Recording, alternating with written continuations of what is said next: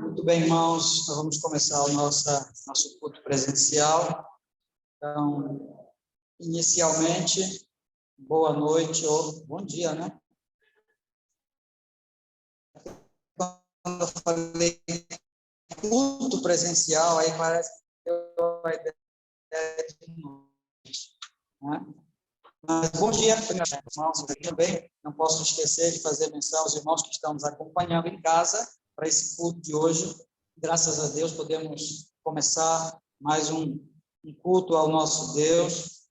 E a nossa oração e súplica é que tanto nós aqui na igreja, quanto os irmãos que estão em casa, possamos, de fato, separar esse tempo, né, guardar esse tempo em comunhão, mesmo à distância, mas em comunhão uns com os outros e comunhão com o Senhor. Todos possamos guardar nossa mente, o nosso coração na presença do Senhor.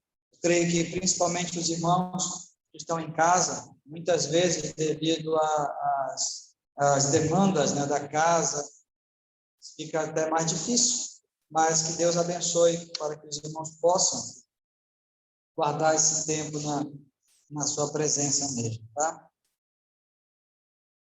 Quero convidar os irmãos a abrirem suas Bíblias. Nós vamos ler um texto aqui em Hebreus, capítulo 7.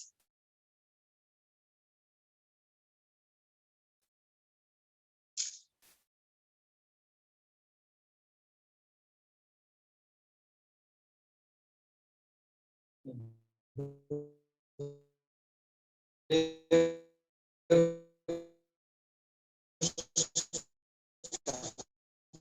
7. Aqui.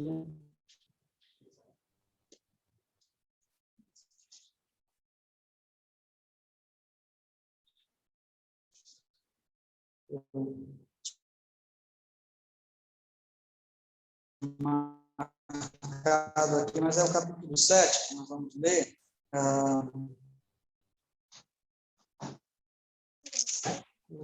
Perdão aqui, mas eu já vou ler com vocês.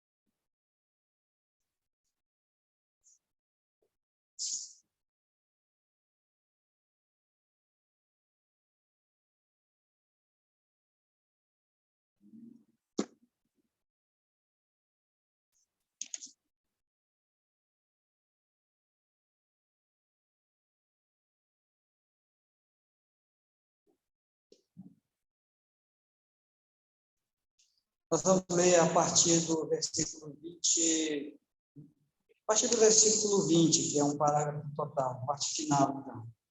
Hebreus, capítulo 7. Nós vamos ler a partir aqui do versículo 20. E visto que não é sem prestar juramento, porque aquele que sem juramento são feitos sacerdotes, mas este com juramento por aquele que lhe disse: o Senhor jurou e não se arrependerá. Tu és sacerdote para sempre. Por isso mesmo, Jesus se tornou fiador de superior aliança. Ora, aqueles são feitos sacerdotes em maior número, porque são impedidos pela morte de continuar. Este, no entanto, porque continua para sempre, tem o seu sacerdócio imutável. Por isso, também pode salvar totalmente os que por ele se chegam a Deus, vivendo sempre para interceder por ele. Com efeito, nos convinha um sacerdote como este, santo, inculpável, sem mácula, separado dos pecados e feito mais alto do que os céus, que não tem necessidade, como os sumos sacerdotes, de oferecer todos os dias sacrifício, primeiro por seus próprios pecados, depois pelos pecados ou pelos do povo, porque fez isto uma vez por todas, quando a si mesmo se ofereceu. Porque a lei constitui sumos sacerdotes a homens sujeitos à fraqueza, mas a palavra do juramento, que foi posteriormente à lei, constitui o Filho, perfeito para sempre. Amém. O livro de Hebreus tem como tema principal a superioridade de Cristo. O livro de Hebreus ele trata de Jesus como o melhor sacrifício, o melhor sacerdote, o melhor profeta, mais importante do que a lei, mais importante do que o templo, o tabernáculo. Então, o livro de Hebreus ele aponta para Jesus pela sua excelência. Quem ele é. E aqui nós vimos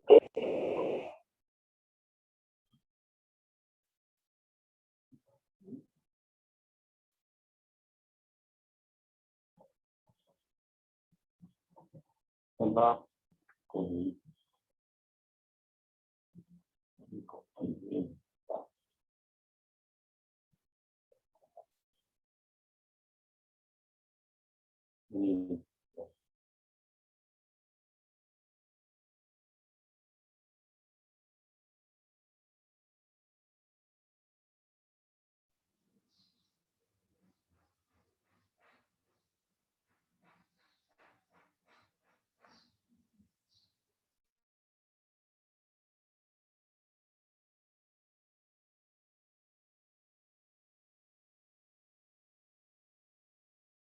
atribuído como filho de Deus, né?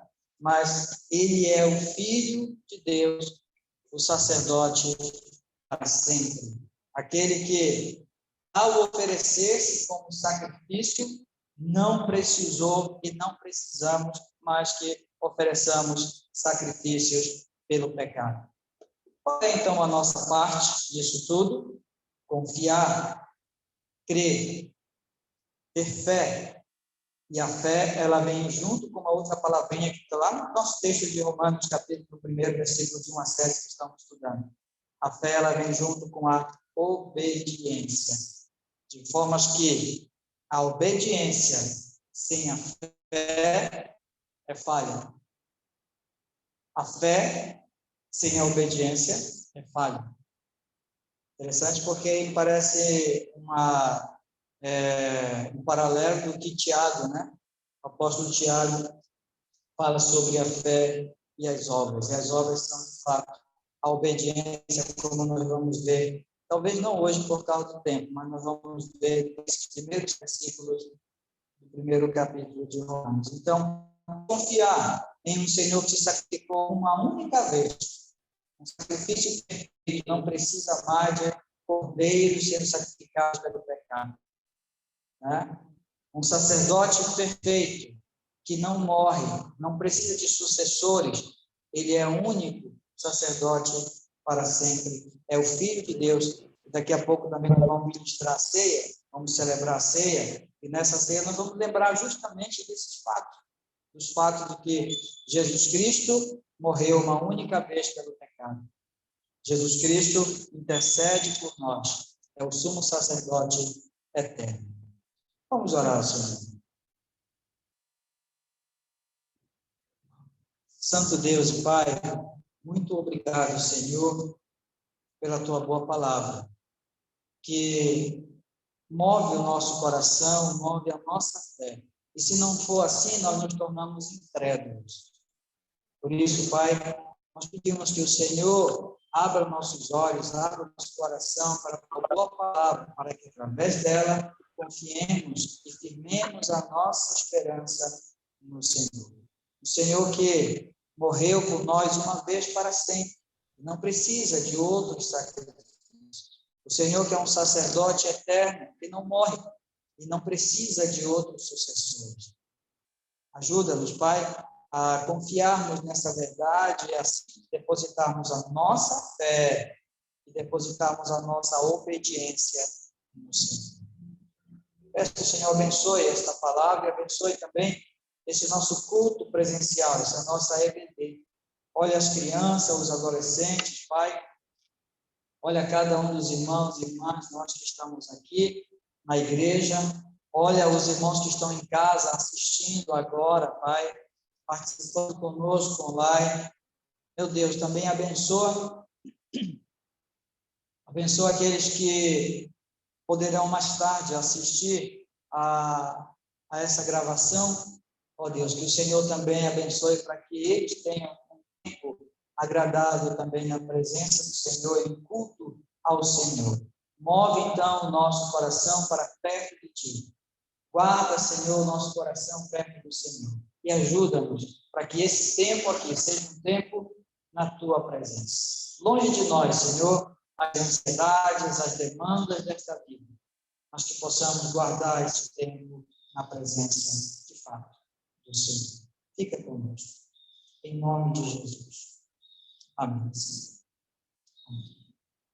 A equipe de música vai ministrar os cânticos e depois nós continuaremos.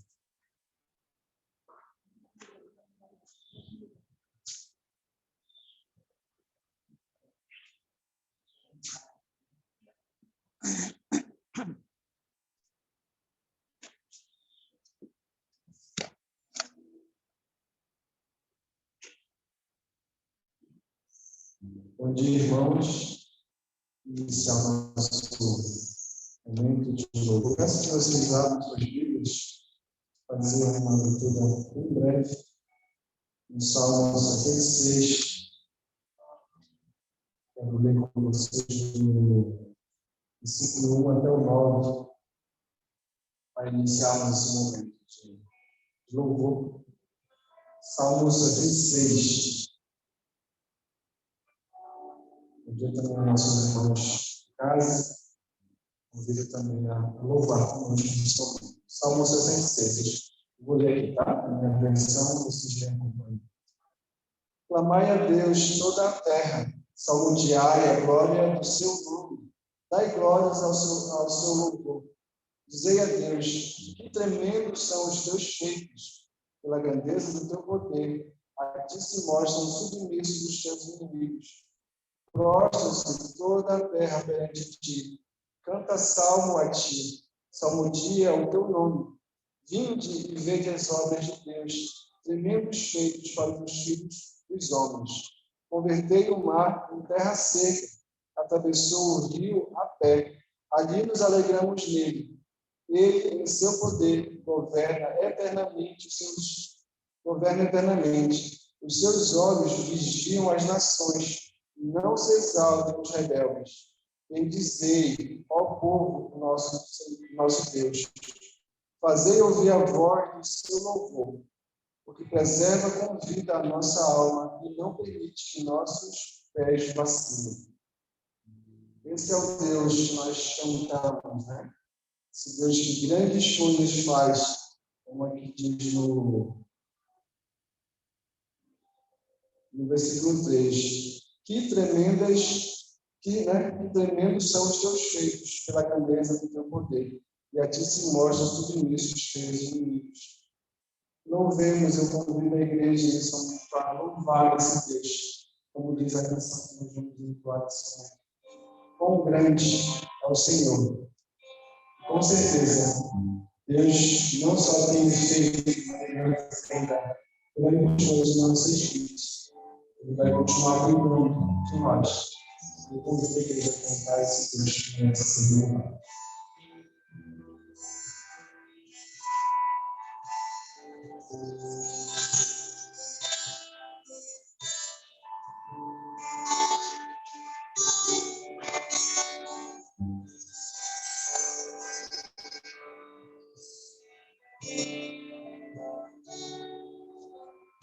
Esplendoroso Rei, e vou em glória estar, A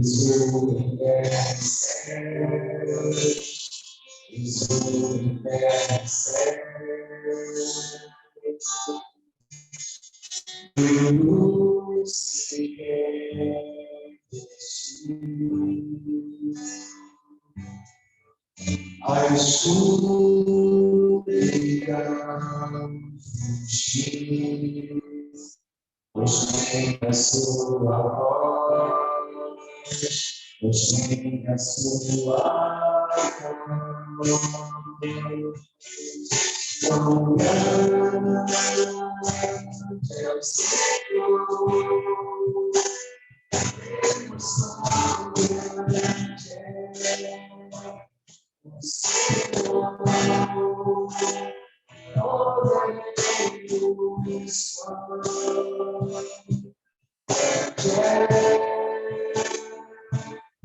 o Senhor,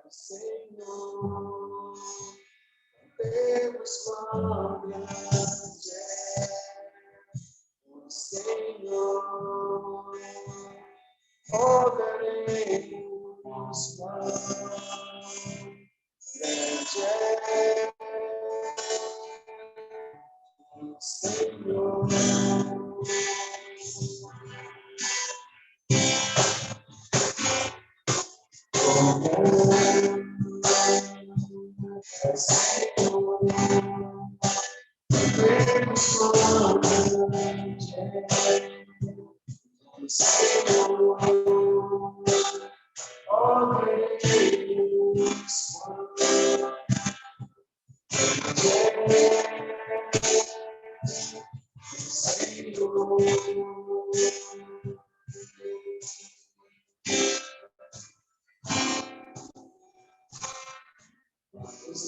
pela certeza, meu Pai, de um dia te vermos, contemplarmos a tua face, estarmos, Deus, juntos em um só local. Todos os povos, todas as línguas, todas as nações, todas juntas, meu Pai, para te louvar, rendidos a ti, engrandecendo o teu nome. Que essa esperança, meu Pai, seja cada dia mais fortalecida em nossos corações, não somente dos irmãos que estão aqui presencialmente, mas aqueles que estão em casa, aqueles que não podem aqui também, meu Pai. Ajuda-nos nesses momentos difíceis a contemplarmos a tua face, contemplarmos a tua glória, que isso venha nos encher de esperança, meu Pai. Ajuda-nos a vivermos uma vida que seja uma adoração contínua em qualquer local que nós estejamos, meu Pai. Ajuda-nos a vivermos para ti, a fazer a tua vontade, assim como tu queres. Assim entregamos a nossa adoração e o nosso louvor nesse momento. Em nome de Jesus, o nosso sacerdote. Amém. Pastor.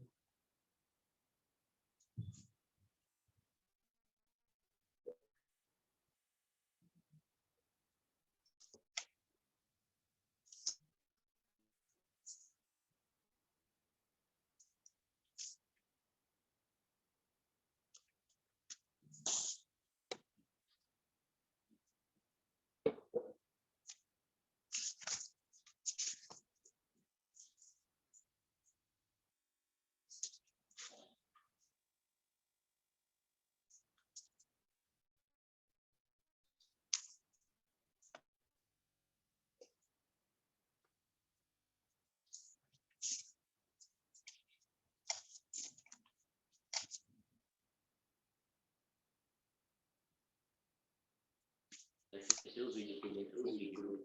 Hã? Tem seu vídeo. Tá fechado.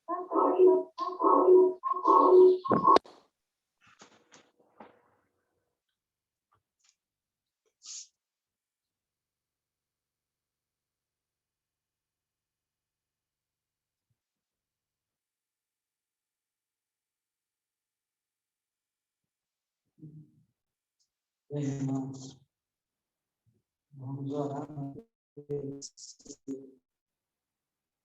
Hoje eu estou meio atrapalhado.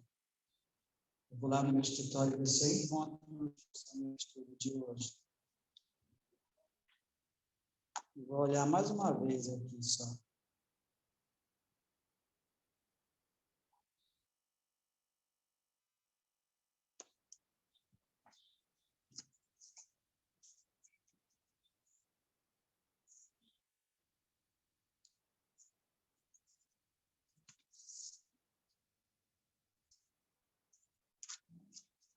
Tem muito esboço aqui, ó. Você só vai beber.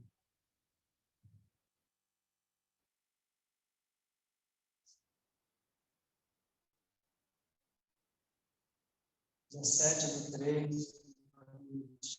Obrigado. Ok. Bom, irmão, nós vamos continuar no nosso estudo de Romanos. E nós temos, a partir de Romanos, aplicado o nosso tema anual, que é Transformai-vos, e muito mais que uma prática de Deus que tem que operar em nós essa transformação. E o propósito de Romanos, o apóstolo Paulo, é confirmar e firmar a fé dos irmãos. Isso também nós já falamos. Paulo escreve essa carta a Romanos sem ter ido ainda lá à igreja de Roma. É uma carta que ele envia, e no envio da carta ele também transmite o seu propósito, que é o propósito de confirmar e firmar a fé dos irmãos. Isso, de alguma forma, também é transformar-vos. A carta aos Romanos, ela tem basicamente duas divisões, como já foi falado, né? A primeira parte do capítulo 1 até o capítulo 11, a segunda parte do 1 até o capítulo 16, onde as grandes ênfases dessas duas divisões, a primeira parte é a doutrina e na segunda parte é o dever. E aí nós temos uma frase de F.F. Bruce, que eu tenho guardado, provavelmente vou guardar durante todos os nossos estudos até o final. A Bíblia nunca ensina uma doutrina para torná-la somente conhecida, para torná-la simplesmente conhecida. Ou seja, quando Deus nos ensina sobre amor, perdão, sobre graça, misericórdia, ou sobre qualquer outra doutrina, se Deus está nos ensinando, é porque nós devemos viver de acordo com o que Ele está nos ensinando. Então, Paulo dedica, do capítulo 1 até o capítulo 11, ensinos de doutrinas, mas não quer dizer que não tenha prática, mas a grande maioria são ensinos de doutrina. A partir do capítulo 12, ele já vai chamar para uma prática, tanto que ele já começa dizendo: rogo-vos, pois, irmãos, pelas misericórdias de Deus, que apresenteis o vosso corpo por sacrifício, vivo, santo e agradável a Deus, que é o vosso culto racional. Não vos conformeis, né, com esse século. E aí, ele segue, então, a partir daí, passando uma série de práticas que nós devemos tomar o cuidado de fazer. Como eu já falei anteriormente, essa primeira sessão trata do sacrifício de Jesus Cristo, tá? O sacrifício de Jesus Cristo e as implicações desse sacrifício. A segunda parte vai tratar do nosso sacrifício, né? E apresenteis o vosso corpo por sacrifício vivo, santo e agradável. Então, vai tratar já da nossa responsabilidade nessa segunda parte. A nível de introdução, nós tivemos 3 estudos, tá? O primeiro foi a análise de Romanos 12, 1 e 2, que é o tema da igreja para esse ano. Esse foi o nosso primeiro estudo. No segundo estudo, nós falamos sobre a influência a influência transformadora de Romanos. Ou seja, o livro de Romanos ele foi uma influência muito grande na história da igreja, na história de líderes, né? Como Santo Agostinho, como Lutero, né? E falamos também aí sobre Wesley, sobre Bart, outros. Cada um dentro da sua necessidade, a carta de Romanos alcançou essas pessoas e com elas uma geração inteira que até hoje é influenciada por essa carta. E, por último, a nível de introdução, nós falamos ainda sobre a transformação missionária de Romanos, que era a aspiração de Paulo. Eu quero estar com vocês, por vocês serem encaminhados para Roma, né? Não é Roma, eu falei Roma, não é. Para onde Paulo queria ser encaminhado? De Roma para a Espanha, né? Então, era para a Espanha. Então, Paulo tinha a perspectiva de que a igreja de Roma se tornasse uma igreja missionária. Seus ensinos vão apontar para isso, tá? E no nosso estudo de Romanos, então, nós começamos a falar sobre os primeiros capítulos de fato, os primeiros versículos de fato, né? Que foi a saudação. Eu mudei aqui, talvez se alguém anotou na semana passada, de introdução para a saudação, introdução para os primeiros, e agora a saudação na carta de Paulo, que é o capítulo 1, de 1 até o versículo 7. Aí, nessa saudação, nós destacamos aí 4 apresentações, ou seja, numa saudação, Paulo faz 4 apresentações. Como eu falei domingo passado, uma saudação normal de uma carta é assim, Gilceia, aí ela coloca lá, Andréia, acabou-se. Aí daí ela escreve a carta, né? Uma saudação é de quem para quem e acabou-se, né? De uma pessoa para outra. Mas Paulo, quando faz a sua saudação em Romanos, eu já falei, essa saudação da carta de Romanos é a maior saudação de uma carta que existe. É a maior saudação, são 7 versículos. E nessa saudação de Romanos, o apóstolo Paulo, ele também vai fazer apresentações. E eu já falei sobre alguma dessas apresentações que ele faz aí na carta, né?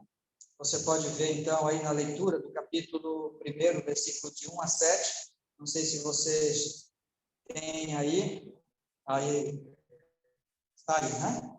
Então, aí está a leitura da semana passada, de hoje e da semana que vem, tá? Porque eu não vou terminar hoje. Da semana passada, dessa semana, e já também da semana que vem. Pedi para a Yara só passar são quatro, como é que eu posso dizer, retângulos, né? Vamos destacar aí 4 palavras, ou 4 expressões aí, né? E aí aqui são as apresentações que eu posso falar. Primeiro, ele apresenta si mesmo, Paulo, servo, né? Depois ele apresenta o Evangelho, eu falei já sobre Paulo e sobre o Evangelho na semana passada. Né? E hoje nós vamos falar sobre o seu filho, e ainda vai faltar a igreja, que são os gentios. Vai faltar falar da igreja, mas hoje eu vou falar sobre o seu filho, porque quando Paulo faz essa saudação na sua carta, ele não só fala, olha, Jesus Cristo. Ele fala Jesus Cristo e dá algumas apresentações de Jesus Cristo. Ele amplia, desde já, ele começa a postar tudo que ele quer falar na carta, embora seja uma saudação. Então, nós vimos as apresentações de Paulo, a apresentação do Evangelho, e hoje nós vamos falar sobre a apresentação de Jesus, né? Então, a saudação 2. A saudação 1, semana passada, a saudação 2, e ainda vai ter a saudação 3, que nós vamos fechar só esses 7 versículos na semana que vem. Okay? Então, nesta saudação de hoje, saudação de apresentação do Senhor Jesus Cristo, como Paulo coloca aí nessa primeira carta, nós vamos destacar 2 versículos aí. Tá? 2 versículos que eu quero que vocês observem lá comigo, esses 2 versículos, tá bom? Não sei se está aí na leitura, Yara. Está. É o versículo 3 e o versículo 4.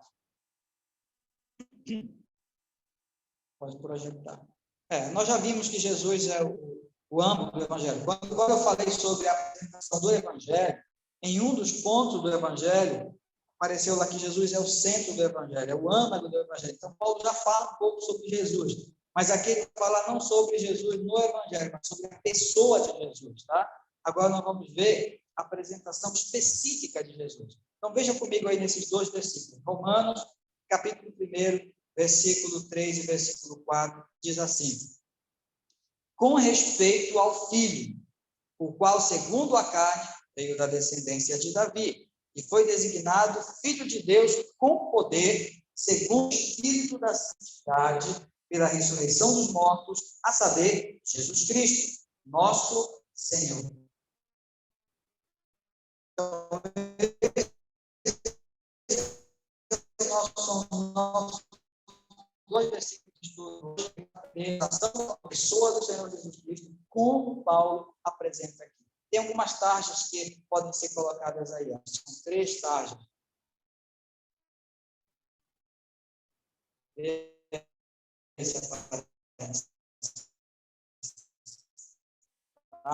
Então, essa questão também, 2 situações sobre Jesus são importantes. Para aí.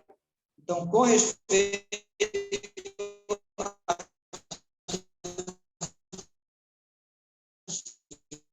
ou seja, esses 2 versículos tratam de Jesus Cristo. Você tem a sua versão, segundo a carne, e depois, segundo de acordo com a carne, de acordo com o Espírito. Ou seja, o que ele está colocando aqui não é meramente as 2 naturezas de Jesus, né? Que ele é Deus e homem, mas sim 2 qualidades de Jesus. Ele está aqui apresentando Jesus em 2 esferas, né? Vamos pensar dessa forma: segundo a carne e segundo o Espírito. Então, observe que aqui não é uma mera saudação, né? Paulo, a igreja em Roma, amém. Ele fala, Paulo, servo de Jesus Cristo. E quem é Jesus Cristo? Jesus Cristo é um segundo a carne e segundo o Espírito. É isso que nós vamos aprender um pouco mais. E depois, na aplicação, vamos perceber por que é importante ter esse conhecimento dessa doutrina. Jesus Cristo, segundo a carne, Jesus Cristo, segundo o Espírito. Por que isso é importante, né, para a nossa salvação, para a nossa caminhada cristã? Pergunte para uma pessoa que está no meio de uma baía se afogando, o quanto é importante para ela a boia salva-vida. Pergunte para essa pessoa na hora que ela está lá afundando, o quanto seria importante para ela o salva-vidas, né? Aquela boia salva-vidas. Assim deveria ser o nosso conhecimento do Senhor Jesus Cristo. Ele nos salva e nos dirige com uma fé genuína sobre a face da terra. Muito bem. Então, nós vamos olhar esses dois aspectos. E, primeiramente, vamos ver que Paulo apresenta Jesus Cristo aqui. Ele vai apresentar o segundo a carne, versículo 3. E esse segundo a carne significa que ele é servo. Ele é apresentado como servo. E aí o versículo se repete, que é o versículo 3, e nós vamos destacar essas palavrinhas aí. O seu filho, segundo a carne, mas ainda tem mais uma carne, né? Que é a descendência de Davi. Primeiramente, Jesus Cristo, embora se torne homem, embora se torne carne, embora seja visto em figura humana, ele nunca deixou de ser filho de Deus com F maiúsculo. E o que significa para Jesus ser filho de Deus? O que você entende com isso? Os testemunhos de Jeová, eles vão dizer que o fato de Jesus ser filho de Deus significa que ele foi o primeiro ser criado por Deus. Foi o primeiro ser que Deus criou. Antes que ele criasse o sol, a lua, as estrelas, os anjos, os animais, o ser humano. Antes de Deus criar toda a sua primeira ato da criação de Deus, foi criado por ele. Ele é filho de Deus. Mas isso não é verdade. Isso não é verdade. Quando Jesus Cristo é apresentado nas Escrituras como filho, que vai aparecer sempre com um F maiúsculo, isso não é à toa. No texto original, essa palavra que é aplicada a Jesus, ela é completamente diferente das palavras que são aplicadas a vários outros filhos. Por exemplo, filho de animal, ou o segundo filho, ou o filho adotado. Existem várias palavras para filho na Bíblia. Essa palavra que aparece aqui no texto original é uma palavra muito, muito importante. Ela significa que tem a mesma natureza, tem os mesmos atributos, tem o mesmo nome, tem a mesma herança, tem o mesmo dom. Quando coloca Jesus Cristo como filho de Deus, está colocando Jesus Cristo com a mesma natureza de Deus.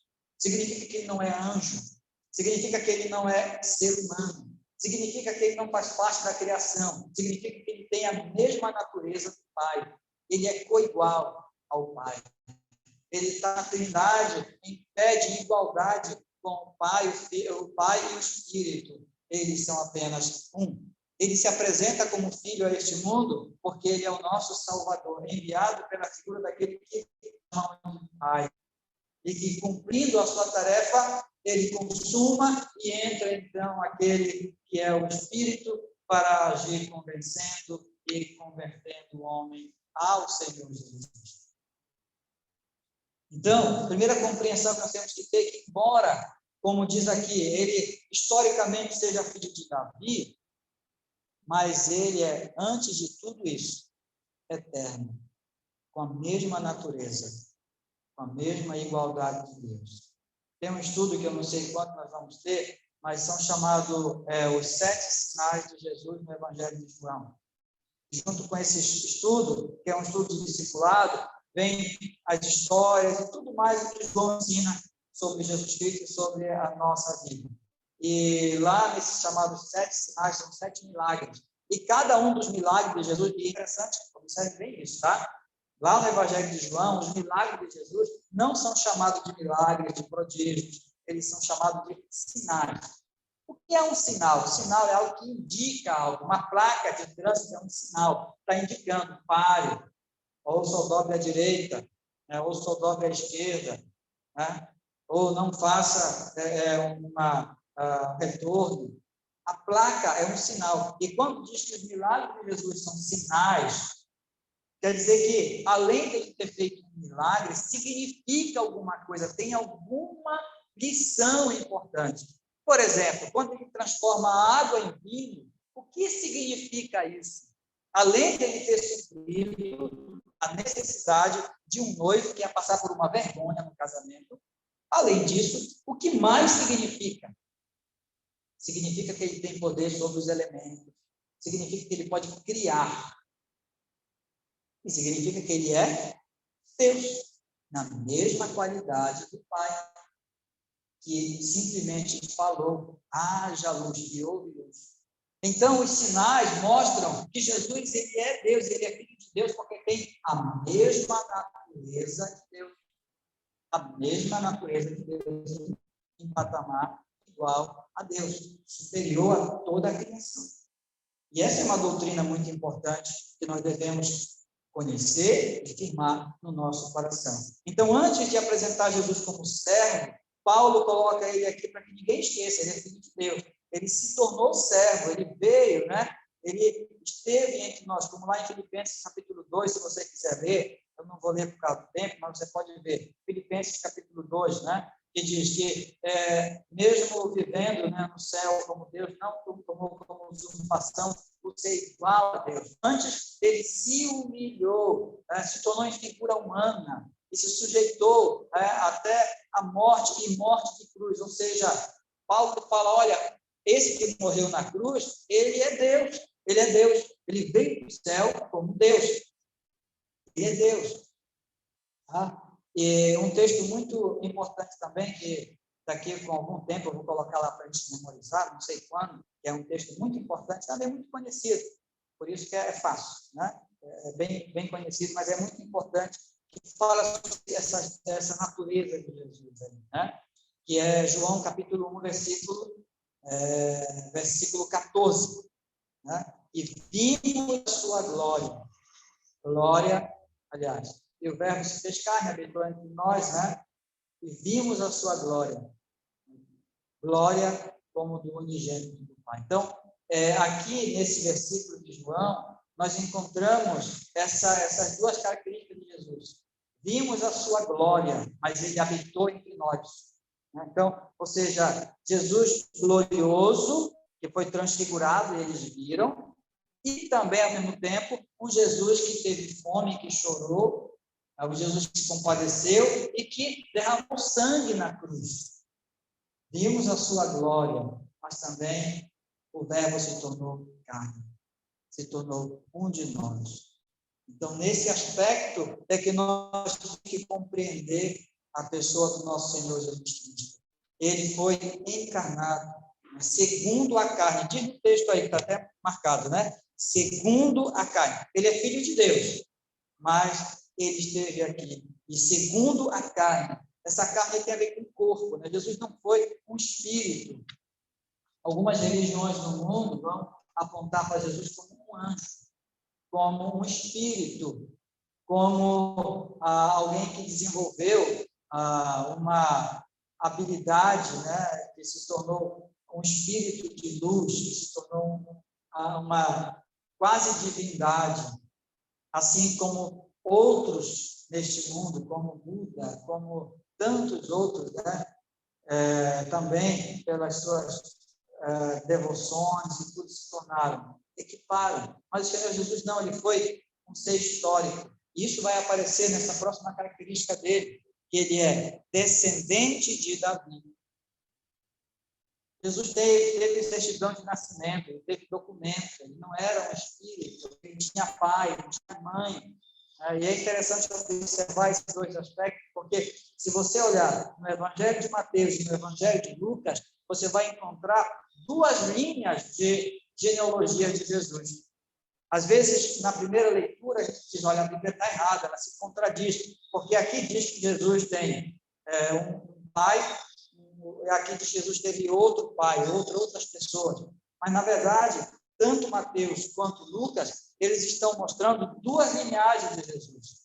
Dois apontando para dois segmentos. Enquanto que Mateus aponta para José, como pai de Jesus, Lucas vai apontar para Maria. E os dois vão convergir em uma só pessoa. Jesus vindo de José e vindo de Maria, que não eram parentes, que não eram primos, que não eram pessoas assim, que tinham um nível de parentesco, eram judeus, mas não tinham esse nível de parentesco, mas mesmo distante, quando afunila a genealogia tanto de Maria quanto de José, chega em uma só pessoa, Davi.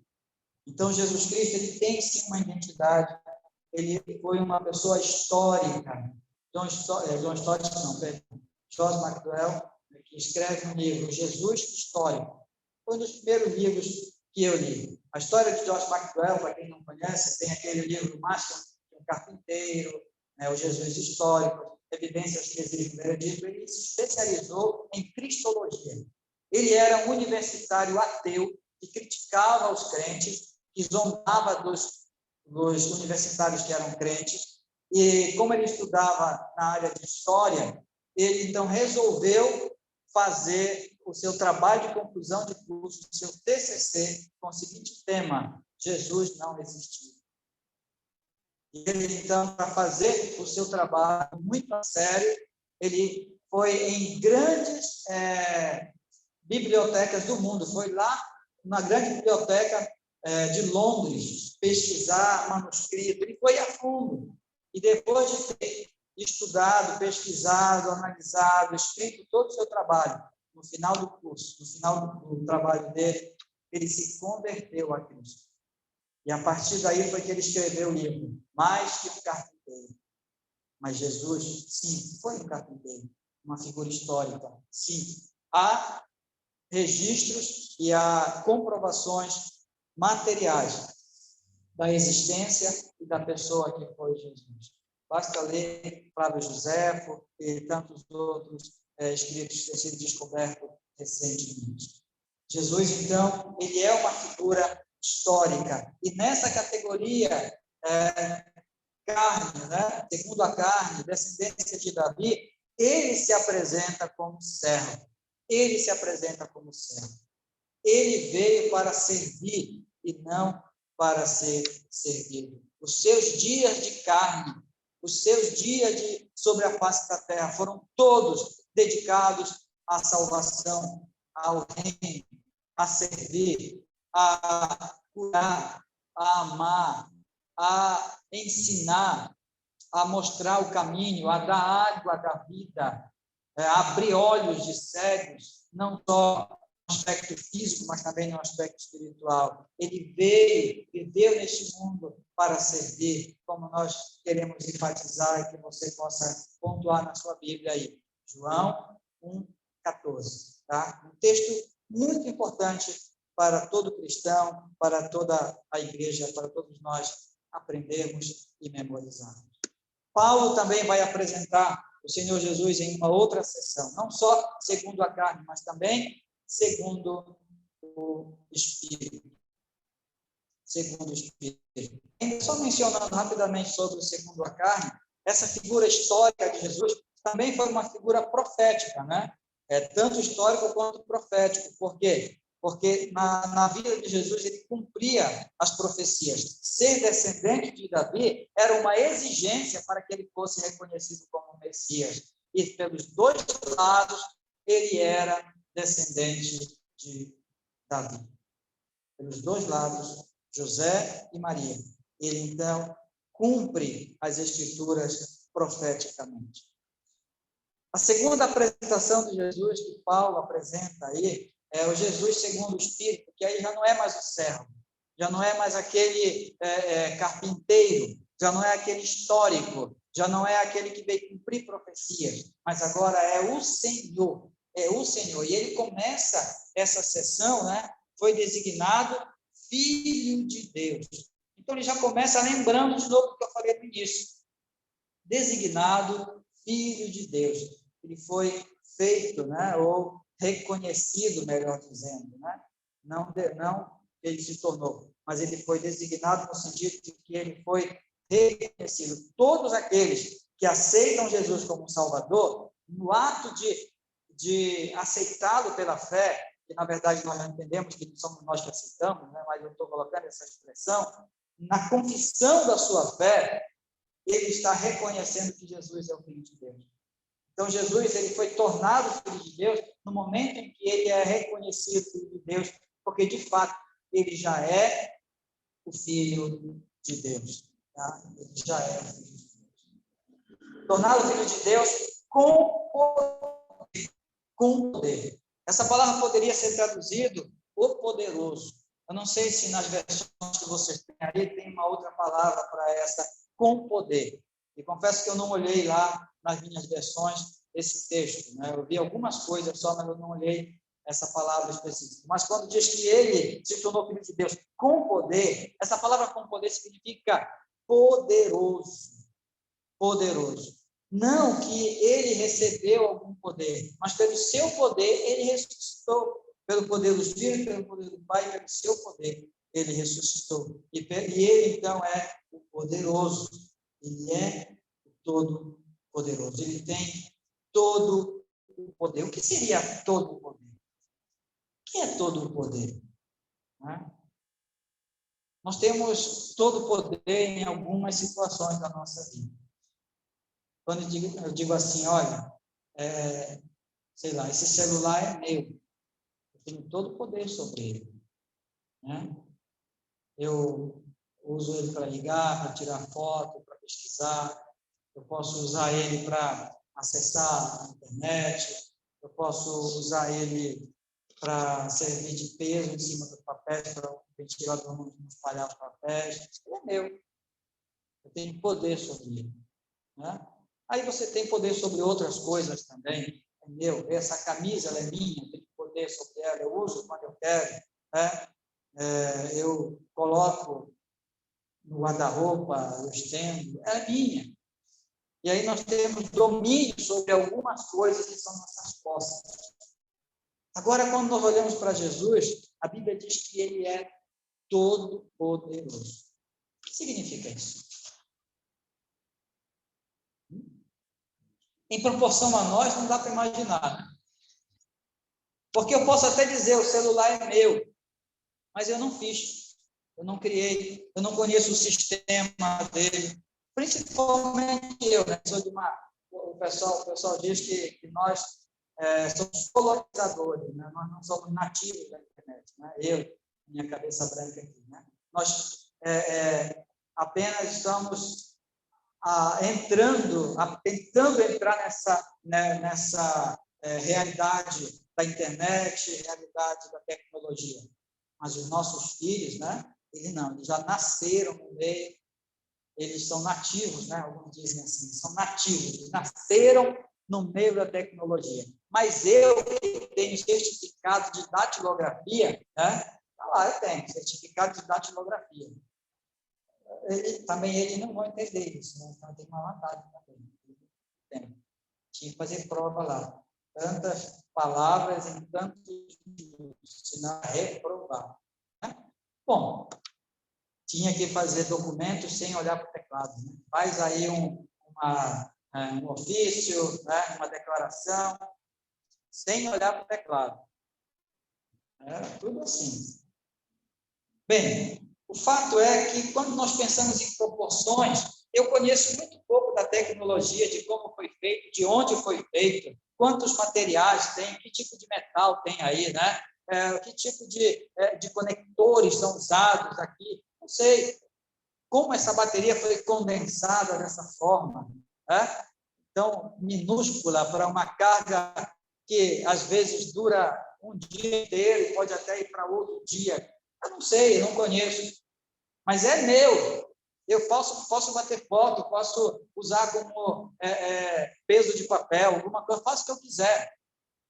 Quando nós olhamos a palavra do Senhor Jesus Cristo, é o Todo-Poderoso. A proporção é muito grande. Eu, em relação ao meu celular, ele me criou. Ele criou este mundo. Ele criou o universo. Ele conhece os átomos. Ele conhece a alma. Ele conhece a mente. Ele sabe o passado, o presente e o futuro. Ele é o Todo-Poderoso, dominador. É o que Paulo está falando aqui. Além dele ser o Todo-Poderoso, além dele ser com poder, né, como nós já mencionamos, segundo o Espírito da Santidade. A minha versão está escrito assim, eu não sei como está na versão de vocês. Segundo o Espírito da Santidade. Essa expressão aqui era chamada de hebraísmo. O hebraísmo é uma outra forma de falar Espírito Santo. O Espírito da Santidade, eles falavam isso. Mas é a mesma coisa que o Espírito Santo. Ou seja, quem operou sobre Jesus na sua ressurreição foi o Espírito Santo. E esse Espírito Santo ele vai ser um contraste com a carne. Segundo a carne, ele veio de José, de Maria, da descendência de Davi. Mas, segundo o Espírito, ele é poderoso. Segundo a sua natureza celestial, ele é o Filho de Deus. Segundo o Espírito, ele é aquele que ressuscitou dentre os mortos. Ou seja, ele não está limitado às fraquezas desta carne. Ele venceu a morte. Ele venceu a morte. Segundo o Espírito, tá? E aí é colocado como um contrário, contraste do segundo a carne. Ressurreição dos mortos. E embora algumas pessoas entendam aqui, ele está falando que Jesus Cristo é aquele que ressuscita os mortos, e por isso ele tem poder. Mas não é isso.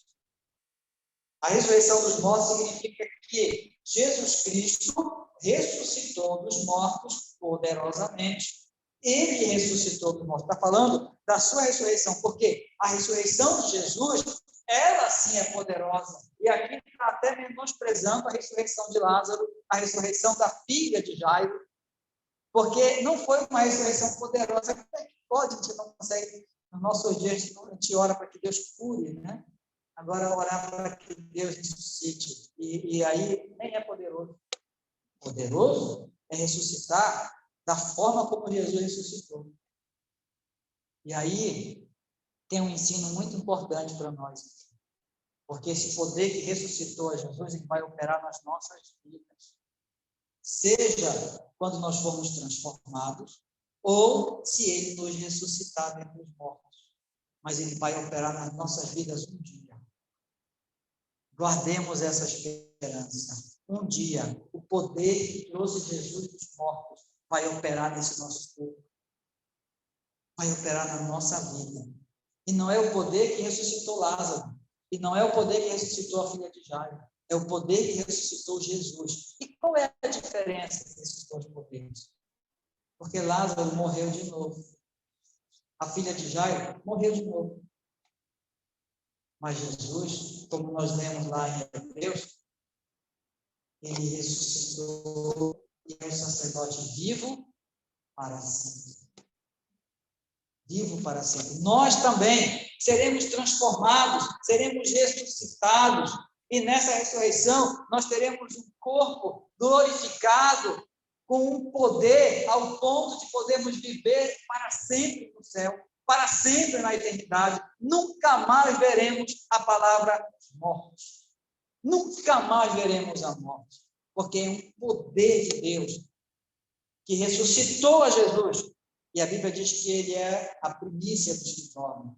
Ou seja, olhando para Jesus que ressuscitou primeiro, eu sei que um dia esse poder também vai operar nesse corpo cansado, nesse corpo debilitado, nesse corpo falho, nesse corpo que enfraquece, que já não vê direito, que já cansa, que já não caminha tanto quanto caminhava. Esse corpo vai receber a ação do poder que ressuscitou a Jesus e será transformado, ou será ressuscitado e será glorificado para viver no céu para sempre. Também a ressurreição de Jesus, ela marca o fim do servo e o início do Senhor. A ressurreição de Jesus é um marco até o momento em que o corpo de Jesus entrou no sepulcro, foi colocado dentro daquela caverna e foi fechado com uma grande pedra. Até aquele momento, a visão dos discípulos sobre Jesus era o servo. A visão dos discípulos para Jesus era o descendente de Davi. A visão dos discípulos era aquele que cumpriu as profecias, mas aquele que estava ali como carne. Como carne. Até aquele momento. E Jesus, então, quando ele ressuscita, ele inaugura um novo tempo. Ele inaugura um novo momento para toda a humanidade. O momento em que agora existe a nova vida. O momento em que agora existe a vitória sobre a morte. O momento em que agora a nova aliança, ela pode ser firmemente anunciada, pregada e vivida. O problema é que, como aconteceu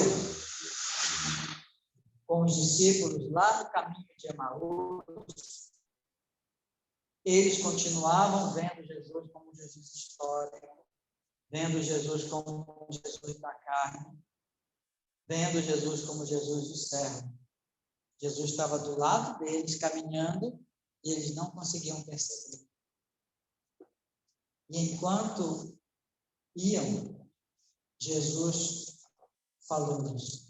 Importava que se cumprisse tudo o que de mim está escrito na lei de Moisés, nos Salmos e nos profetas. Enquanto eles caminhavam, Jesus falou isso para eles. Ou seja, aqueles discípulos ainda olhavam para Jesus somente como um servo e não como um Senhor. E aqui ele se apresenta como um Senhor todo-poderoso. Um Senhor onde houve uma ação do Espírito Santo, não da carne, mas do Espírito Santo sobre ele. Um Senhor que inaugurou uma nova era a partir da sua ressurreição. E aí Paulo então conclui com duas palavras muito interessantes, pensando em para quem ele escreveu a carta.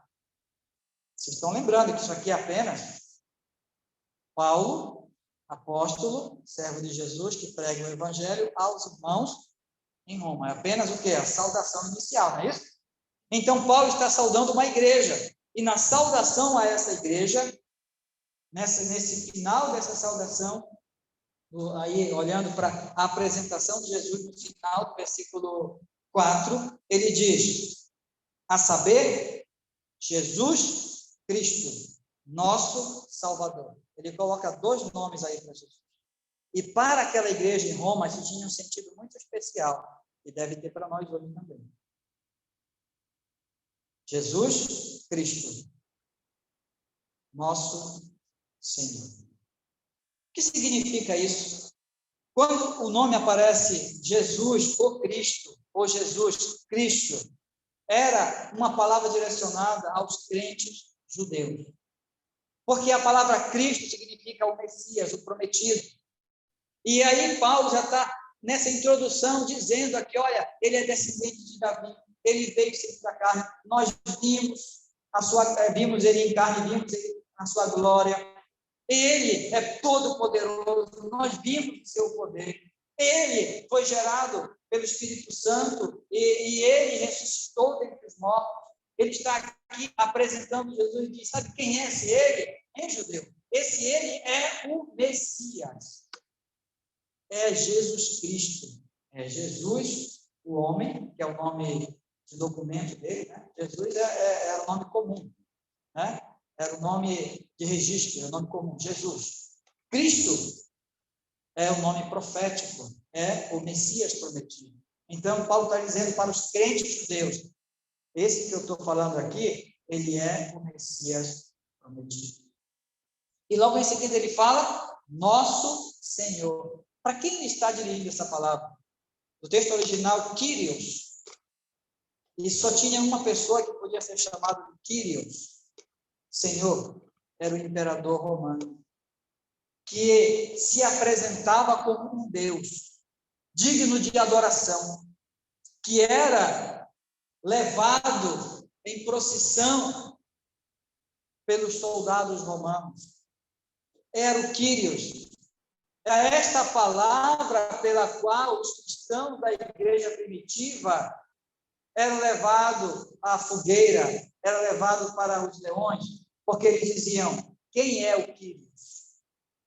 Quem é o Kyrios? E se eles falassem, é Jesus, eles eram condenados à morte.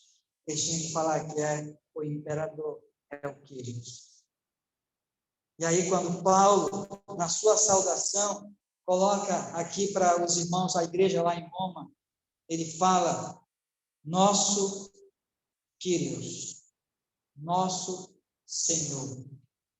Ele está dizendo para aqueles irmãos que são gentios, que não são judeus, o Senhor nosso não é mais um imperador. O Senhor nosso é Jesus Cristo. Aquele que tem uma história, descendente de Davi, viveu segundo a carne, que nós vimos.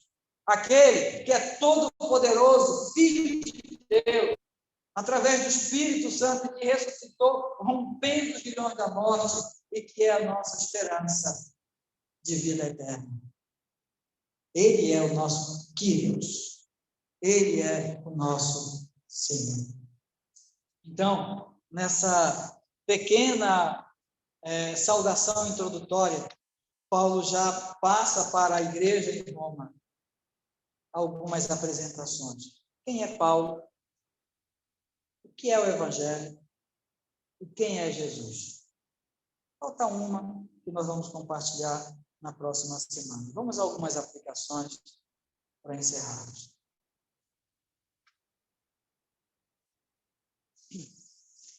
Primeira aplicação. Você reconhece o sacrifício? Ele era Deus, estava no céu, na glória do Pai, um lugar bem bom. E ter vindo a este mundo é um sacrifício. Foi um sacrifício viver como homem e padecer por nós. Charles Thomas, eu não sei pronunciar todo o inglês aqui, mas escrito é Estude, um grande missionário inglês que dedicou os seus bens e a sua vida a missões na África, na Índia e na China, no século retrasado. Tá? Ele tem uma frase que é muito conhecida, e ela diz mais ou menos assim: se Jesus Cristo é Deus e morreu por mim, não existe um sacrifício que eu não possa fazer por ele.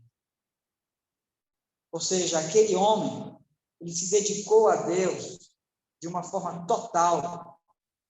E ele não era um homem qualquer, né? Não sei se vocês conhecem o cricket, né, que é um esporte, né, até olímpico, o cricket.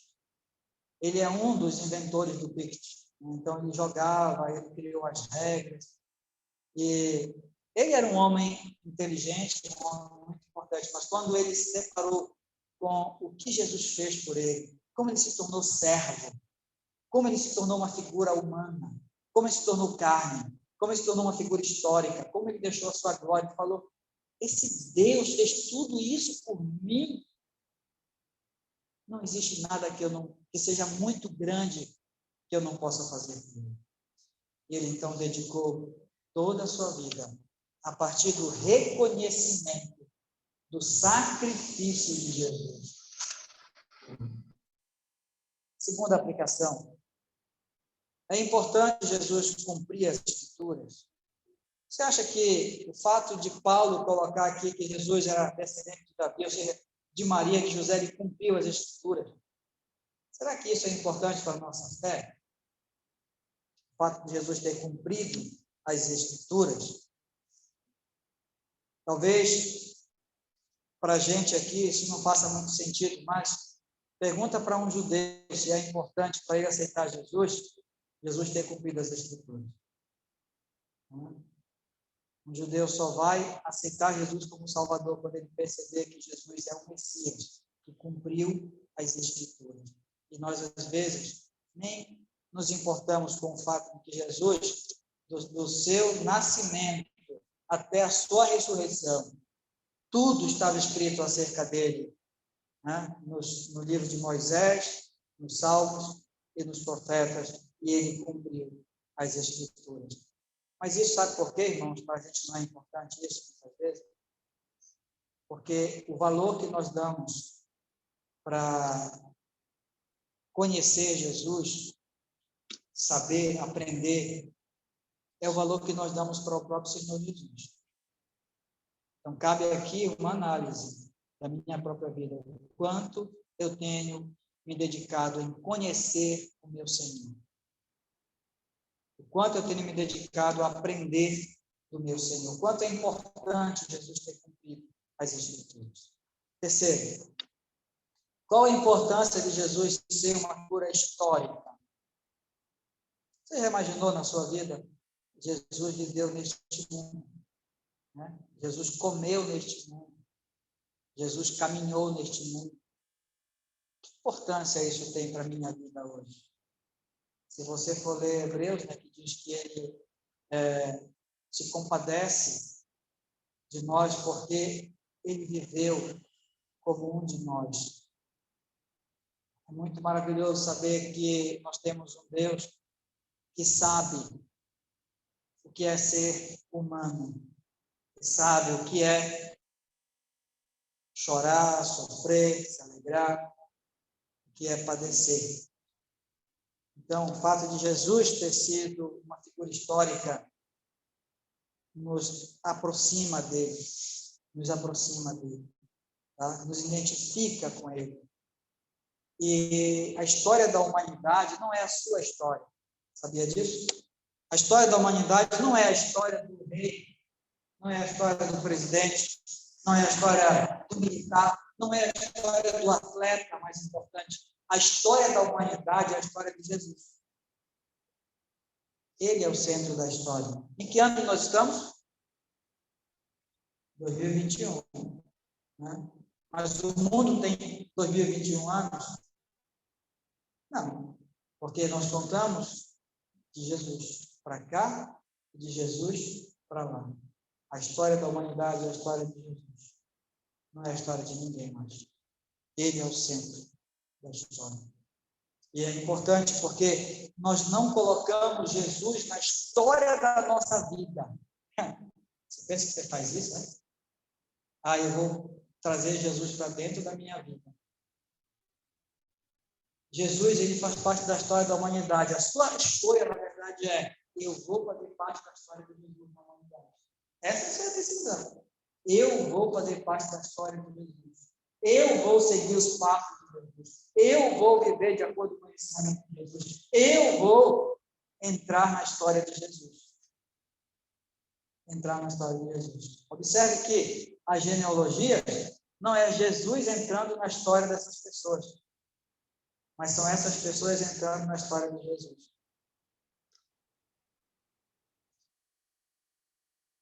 Quarto, como o poder de Jesus tem influenciado a sua vida. Você já foi impactado pelo poder de Jesus? Como aquele que é o Todo-Poderoso, que rege o universo, que governa o sol, que diz que o sol está na hora de nascer, né? Então, claro que não é bem assim, né? Se fosse de acordo com a física, seria Terra gira sobre o sol, né?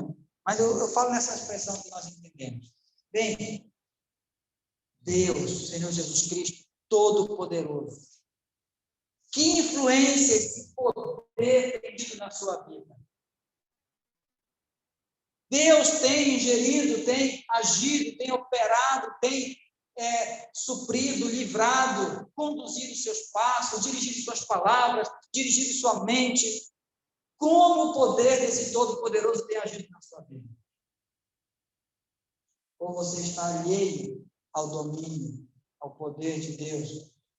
Talvez controlado pela carne, dirigido pelo mundo, vivendo pelo egoísmo ou qualquer coisa dessa natureza. Nem assim você foge do domínio de Deus. Mas há uma diferença entre você ser dominado por Deus, no sentido de viver de acordo com a sua vontade, e ser dominado por Deus, mas viver no pecado, viver nas falhas, viver na carne. Porque, na verdade, todos nós estamos debaixo do domínio de Deus. Mas a pergunta é: como o poder de Deus tem agido na sua vida? E, por último, a ressurreição de Jesus muda algo na sua vida? Saber que Jesus ressuscitou com poder. Uma ressurreição única, diferente de todas e quaisquer ressurreição que pudesse existir nesse mundo. O que isso influencia na sua vida? Esse conhecimento influencia na sua vida diária. Na vida de Paulo, influenciava assim: para mim, o viver é Cristo e o morrer é lucro. Será que a ressurreição de Jesus influenciava a vida de Paulo? De uma tal forma que ele estava pronto até para morrer, porque ele sabia que tinha uma ressurreição. Sabia que tinha uma ressurreição eterna. A ressurreição de Jesus Cristo deve ser o que enche a nossa fé, o que enche a nossa esperança, o que nos dá coragem para passar por essa pandemia de qualquer forma.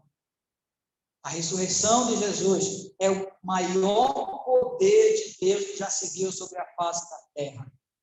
A ressurreição de Jesus foi a maior operação de Deus sobre a face da terra. E essa operação e esse poder está reservado a todos nós, seja quando Jesus voltar, ou quando nós estivermos aqui, ou através da nossa ressurreição depois de mortos. Se isso não fizer uma diferença na sua esperança, na sua fé, na sua coragem, para passar por essa pandemia e para passar por essa vida, não tem uma outra palavra de esperança maior. Porque esse é o maior poder de Deus na face da terra. A ressurreição para vivermos na glória com o Senhor. E que isso mude, transforme, que é o nosso tema, né? Transforme a sua perspectiva de vida na face da terra. Que essa esperança, essa confiança na ressurreição de Jesus lhe dê coragem, lhe dê forças para testemunhar, para viver a fé, para não se desesperar, que é o que muitas vezes paira sobre as nossas mentes. No meio dessa pandemia e no meio de até apostasias que podem vir decorrentes dessa pandemia. Que a ressurreição de Jesus fortaleça a nossa fé e esperança até a transformação em glória que virá. Amém.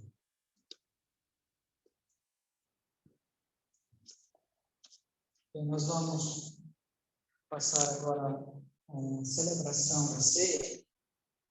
Eu vou fazer esse.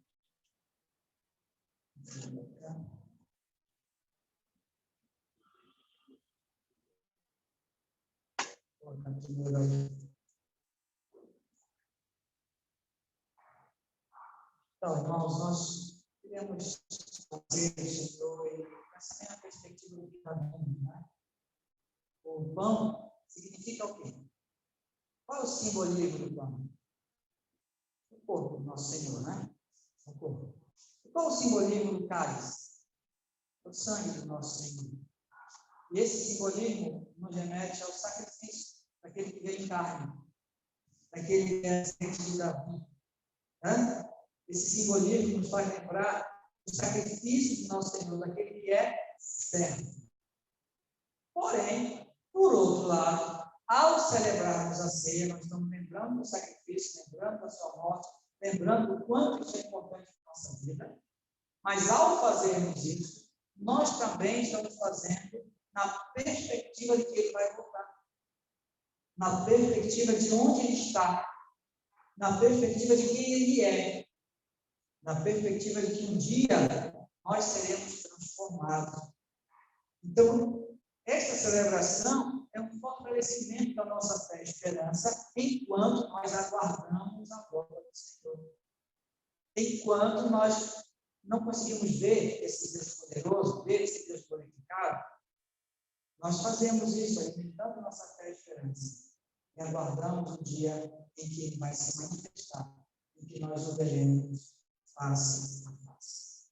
Então, que Deus nos abençoe e essa celebração reflita para nós isso, tá? A nossa comunhão com o Senhor. E, lógico, alimentar a nossa comunhão uns com os outros também. Porque todos comemos do mesmo pão, bebemos do mesmo cálice. porque temos o mesmo Senhor, uma mesma esperança, uma mesma fé. E quando Jesus voltar, ele não vai levar um de cada vez, ele vai levar um povo. Nós estaremos todos juntos. Coisa maravilhosa, né? Os mortos, os ressuscitados, os vivos transformados. Então, ao celebrar a ceia, nós celebramos a comunhão. Nós celebramos o corpo, celebramos a unidade que nós temos com o Senhor. Então, que Deus nos abençoe com essa celebração. Quero convidar, eu vi o Geraldo, está aí, Geraldo? Pode chegar, o irmão Geraldo, me ajudar nessa instituição. E eu digo para o Elias, aqui o Paulo está operando, mas ele vai cantar, né? Então o Paulo aí vai cantar. Só dois, né? Nós somos poucos, né? E os irmãos que estão em casa, já se preparem aí com seus elementos para nós celebrarmos juntos, considerando também, viu, irmãos? O mesmo sentimento, né? Que nós devemos ter todos. Celebrando o sacrifício do Senhor e projetamos e aguardamos o seu retorno, a sua vida, para nos buscar. Bem, irmãos, nós vamos tentar, vamos fazer, com certeza, toda a manutenção possível.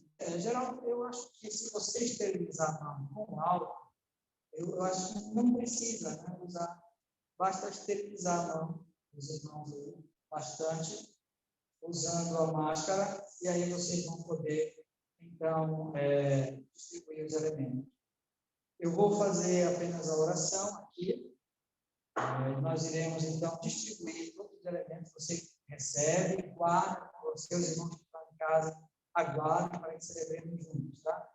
Vou colocar a máscara porque eu vou estar falando, vou até tentar me afastar um pouco aqui, mas um irmão vai pegar, vai servir o pão, o outro vai servir o cálice, vai ser suficiente para hoje.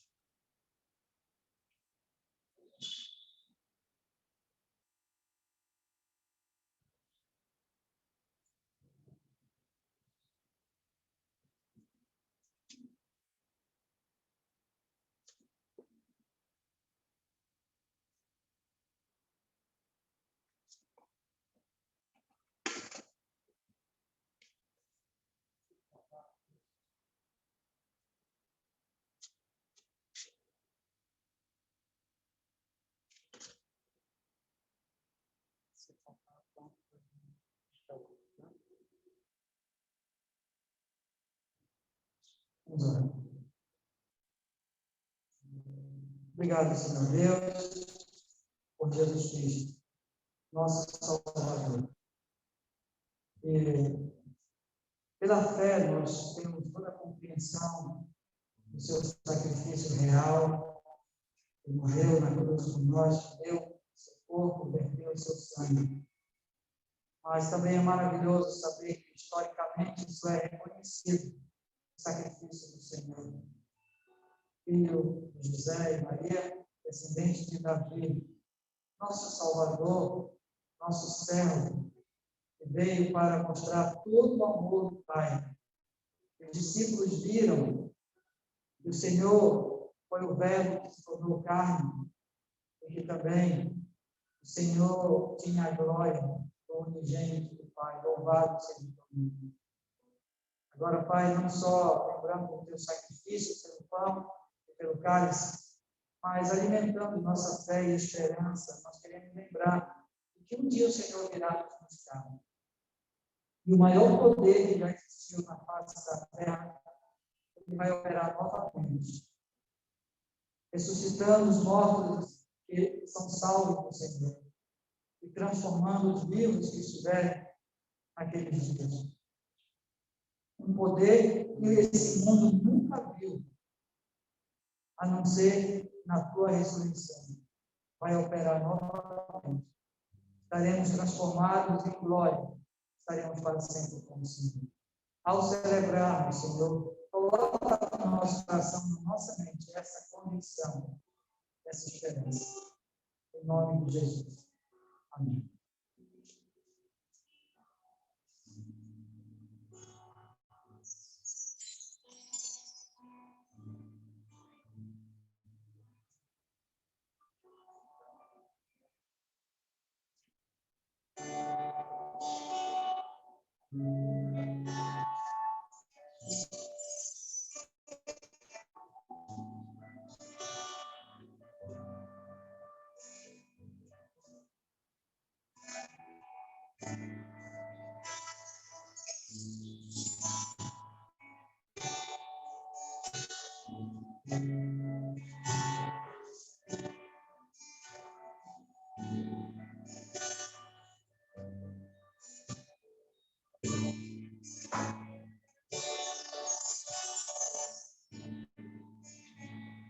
os olhos revelam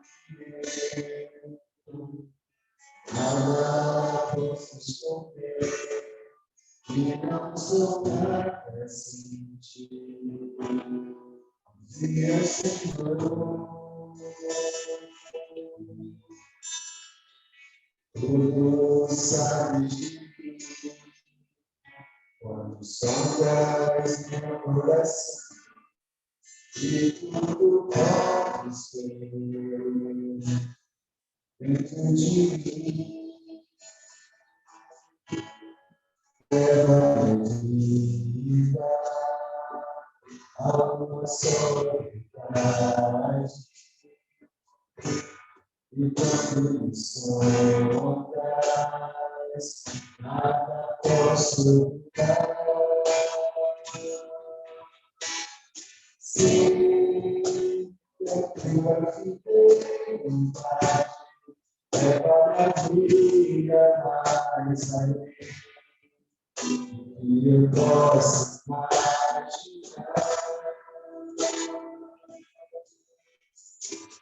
Sei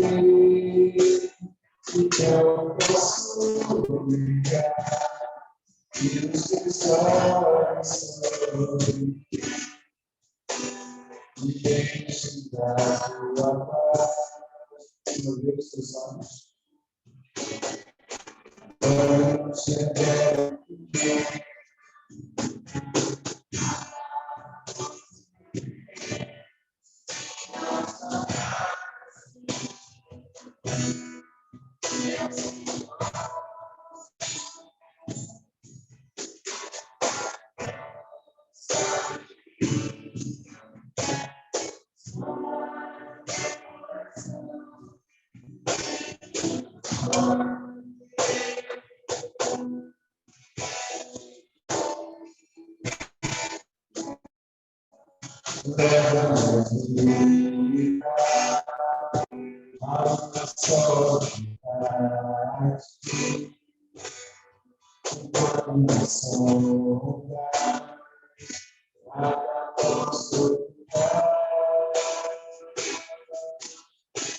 Sei que a fidelidade leva a vida mais além, e eu posso imaginar.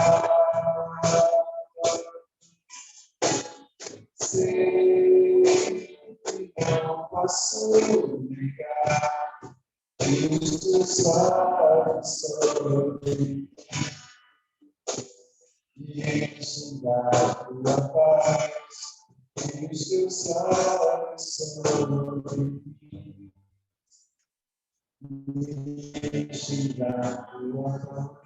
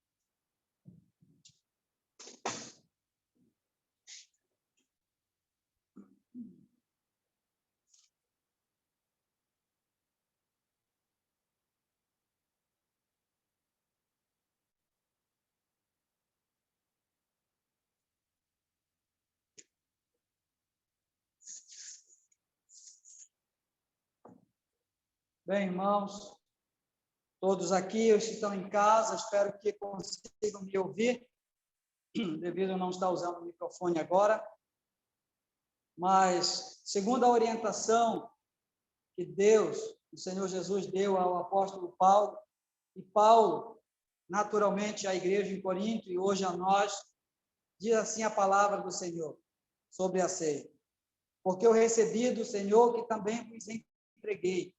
O Senhor Jesus, na noite em que foi traído, tomou o pão E tendo dado graças, ele partiu e disse: isto é meu corpo que é dado por vós, fazei isto em memória de mim. Por semelhante modo, depois de haver ceado, tomou também o cálice, dizendo: este cálice é a nova aliança no meu sangue. Fazei isto todas as vezes que o beberdes em memória de mim, alimentando nossa fé e esperança no Senhor, sabendo que ele viveu em carne e, assim como servo, padeceu por nós. Mas ele é o Filho de Deus em glória, todo-poderoso, ressurreto, e que um dia virá nos buscar. Seremos glorificados, livres da morte e do pecado, para sempre com o Senhor e juntos como um corpo. Em nome do Senhor, todos juntos, celebremos.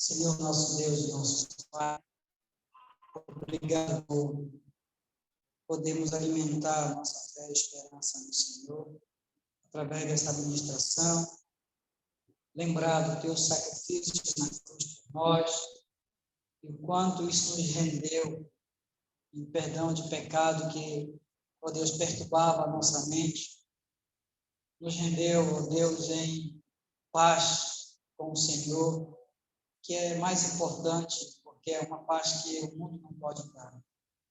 Quanto rendeu o teu sacrifício na cruz, ó Deus, por nós, que nos deu a segurança eterna, não temos mais o medo da morte. Não tememos mais, porque o Senhor morreu a nossa morte, sofreu a nossa dor, carregou o nosso pecado. Louvado seja o teu nome. Agora, Pai, obrigado por ter refrescado nossa memória do teu sacrifício, mas ajuda-nos, Senhor, a caminhar neste mundo, guardando no coração a esperança de que um dia o Senhor virá, que um dia o Senhor vai rasgar esses céus que vemos, que o Senhor vai se apresentar com o teu poder e com a tua glória. E nós vamos sentir esse poder em nós mesmos, porque seremos transformados. Louvado seja o teu nome. Nós vamos experimentar, ó Deus, uma realidade que é a verdade, não a realidade desse mundo que é uma fantasia, Pai.